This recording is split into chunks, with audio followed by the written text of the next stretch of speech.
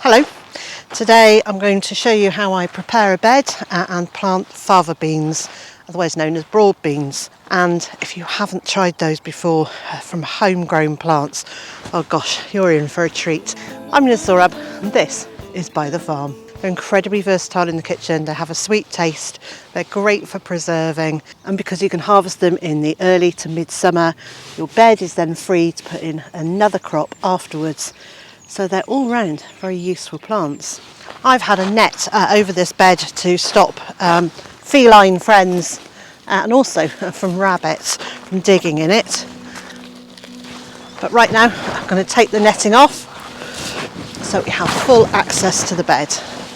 The beans are planted into deep root trainers, so they come like this. You plant a seed in it and then over time this quite long length fills up with roots, and it means that you can plant them without disturbing the roots too much. Because there's a bit of a vole or possibly a mice issue in the polytunnel, I started these in the house until they were about 3 inches high. Then I brought them out to the polytunnel and put a cloche over them to protect them. And for the last few days I've been bringing them out during the day, taking them back into the polytunnel at night just to completely harden them off. And that's the process that gets them used to the cooler temperatures. These beans will potentially grow quite tall, and they're quite soft stemmed, so they will flop over, and in the wind they just end up lying on the floor. So I'm going to create a very simple support structure using the hoops I've got here and also using some canes, because if you don't have access to these kind of hoops, you can just do them with canes, it's not a problem. Okay, so let's get started. Lose the coat. So what you're going to need are some canes. These are 90 centimetres high, 3 feet high, but whatever canes you've got are going to work. And you're going to want to put them in at equal distances around your bed. Now I'm hoping that they don't stick up much higher than these supports.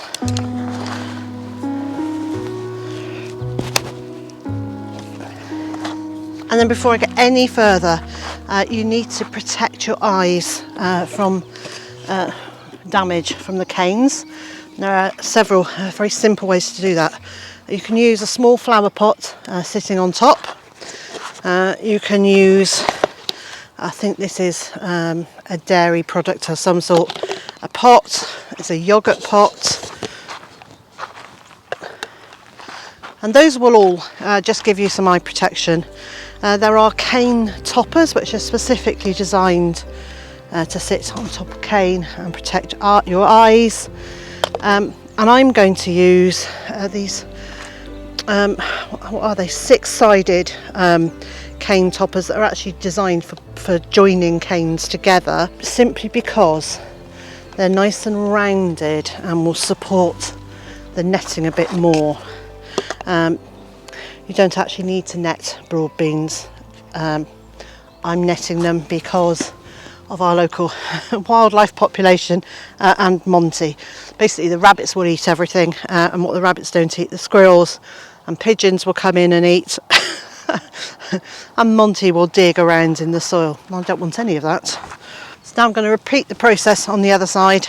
One of the things you need to be really careful about with bamboo canes is that you don't push them with the flat of your hand, because there's a chance that it will splinter and then go into the palm of your hand. So when you're putting the canes in, keep your face out of the way and push with your hands holding the cane, not pushing from the top. So you're applying a downward pressure without putting your hand on the top.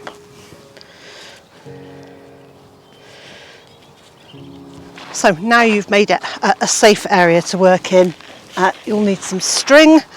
This is jute twine. We were given this by the previous owners of this property, so it's a massive roll of jute twine, but you want some sort of garden twine, and you want to go all around the outside of the bed. I like to tie one row of supports about 6 inches from the soil, and I'm going to go around the bamboos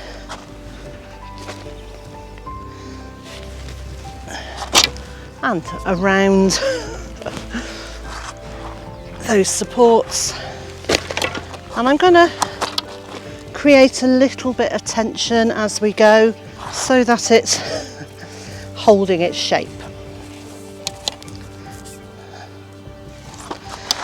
And the idea of this is that I'm starting to create a support along the edge to stop the beans flopping further over that way. I hadn't got it quite tight enough at this end, and the nice thing about using something like a jute string is that you can adjust it quite easily if you need to. So I'm now going to repeat this around each side of the bed. So having gone most of the way round, I decided to put in end supports as well, one at each end, again with the eye protection on it. So having done one layer, I'm now going to do crisscrosses across the bed.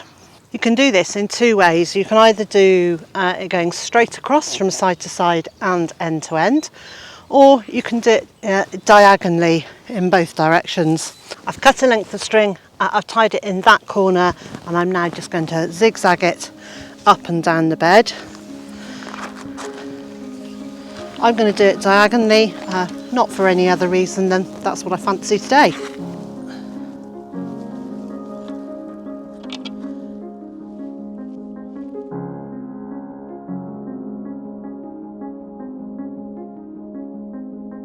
And then you go diagonally in the opposite direction.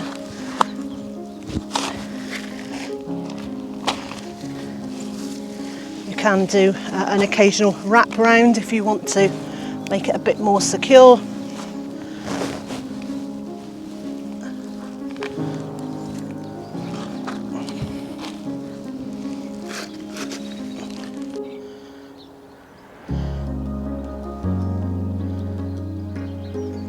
And then finally I'm going to do one going down the centre, and I'm going to kind of go weave it under and over the X's or the diamond shapes, and secure it at each end.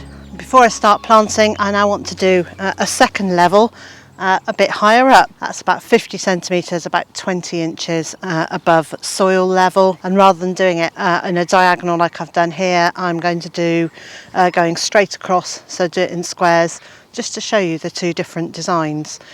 If you don't want to do something as symmetrical as this, you can just do a completely random zigzag squares, however you want it, and that way it will suit the size of your bed and the number of supports that you have available. So I've cut a long length of gardening twine, secured it at that end, and then as before I'm just passing it around each of these supports.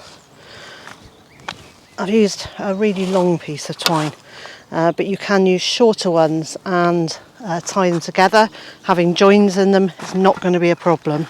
And now I'm going to go across at each point, and I'm going to do one or possibly two lines going from this end to that end. Because I've got a little bit of extra length, I've just done a piece there that's actually it's a zigzag, but it does allow me to use up the last of the string to create a bit more support. When you're going along the length, I would recommend, rather than just weaving, that you did wrap the string around each piece. I'm doing it under one and over the next and wrapping it round. Now, if this feels at all too fiddly, you can actually buy netting made out of jute that has large square holes in it. That is a bean support that you can use horizontally like this and secure it with canes around the edges, or you can use it vertically for climbing beans. I don't have any of that, and I actually think that this kind of support works completely adequately. Takes a little bit of time to set up, but once it's done, it's there for the season. So looking down on it, I now have some large rectangles, and I'm going to do 2 more, one in the centre here and one in the centre there. So now the supports are all in, I can start planting. This bed is 4 feet wide, that's 120 centimetres, and I'm putting 4 plants per row across the bed, multiple rows going down. So handle them carefully, don't squeeze on the stems at all. When you're planting, you want to firm the soil around them, but you need to be really careful that you don't squash those stems, because once those stems are damaged, well, pretty much your plant has had it. So each time I put a new plant in, I'm putting it in through the supports so that it will get the support from the word go. So that's all of the fava beans planted. Now they need a good drink, but it is the height of the day now. It's coming up to midday. I'm going to wait till a little bit later, maybe to sort of 4ish in the afternoon, then give them a really good drink, and I'll give them another watering tomorrow morning to make sure that they're really well settled in. Now, I didn't grow fava beans, broad beans, last year because we were moving, but a couple of years ago I had a really lovely crop. They are big, fat, healthy looking pods, and these are pretty healthy looking beans. These are a good size, so they're 1 inch or so long and about 1 inch wide. They look great, and the link on the screen will take you straight through to see that video.